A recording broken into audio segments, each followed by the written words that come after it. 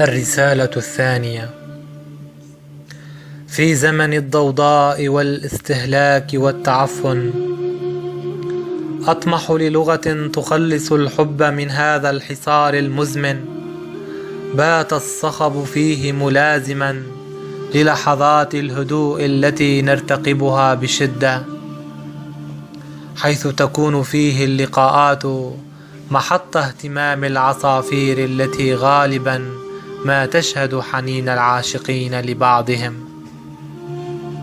والازدحام يعج بالأسى ويضج بالهلع النفسي الذي يزيدنا احتقانا بل اغترابا عن الطبيعة.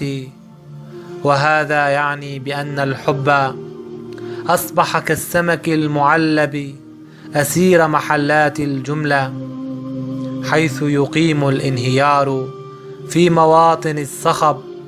أبحث عن مكان يتسع لحريتنا يا حبيبتي.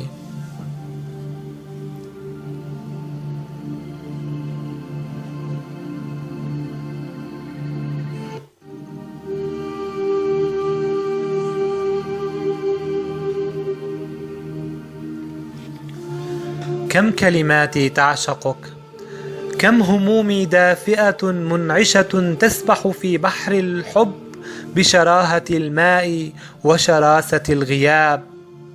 متعبة أيامي، مملة أحلامي بابتعادك عنها، ففي لحظة الألم المقيتة أرسم وجهك بشوق في دفتر الانتظار، أهزأ بالملل وأفك حصاري رغما عني. داكنة أيام الهجرة والابتعاد عن أجمل الأشياء، وحدك بقيت في داخلي مثل كل صورة حالمة تستغرق بالأنين والترحال لما وراء العالم المادي. أنت النقية كهدوء الطبيعة التي تخلب الأبصار، كعلو الجبال التي تسمو بأعيننا صعودا وارتفاع. كيف حال أيامك؟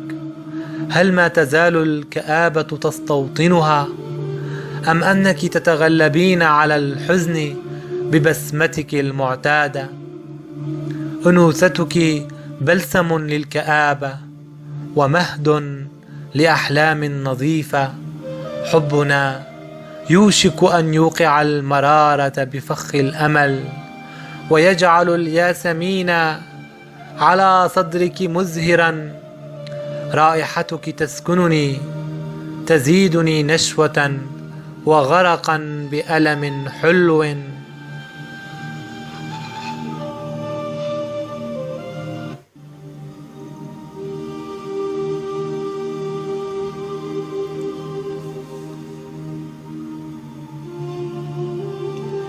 لدفء حضنك مذاق الخلود الجميل، ولنكهة القبلة الدافئة لون لاتساع المطر في أحداق النوافذ المطلة على الممرات القصية.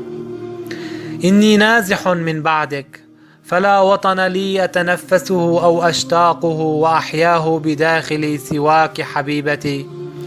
أنت دمي الذي يزيدني تدفقا وطلبا للحياة، عناقنا الذي يزيد من تآلف الأعماق وتداخلها في بوتقة من الصمت الهادئ، والرغبة في الارتقاء لذروة الخيال. ذراعاك ملجأ الحرية بعد منفاها وغربتها عنا. ذاك القمر لم تدمع عيناه إلا وقت تعانقنا وبكينا. حزني هو مفتاح الفرح الأكيد، فلا تجربي لحن فرح مزيف قد يعبر دون إذن. لك قلبي ونبضي الذي أطلقت سراحه من لحظة حبي لك، وبذلك سنكون أسيادا للطبيعة الساحرة، نغرق بالنور ونمحو العتمة ونخترق الأشباح، وننسى للحظة أننا خلقنا كي نستقبل الحزن فقط. تذكري، إحساسنا بالحب سيطيل من أعمارنا، وسيجعل الأمل خاتما بإصبعنا. لا تنسي. ريبر هبون ذات جنون، 1 تموز 2006.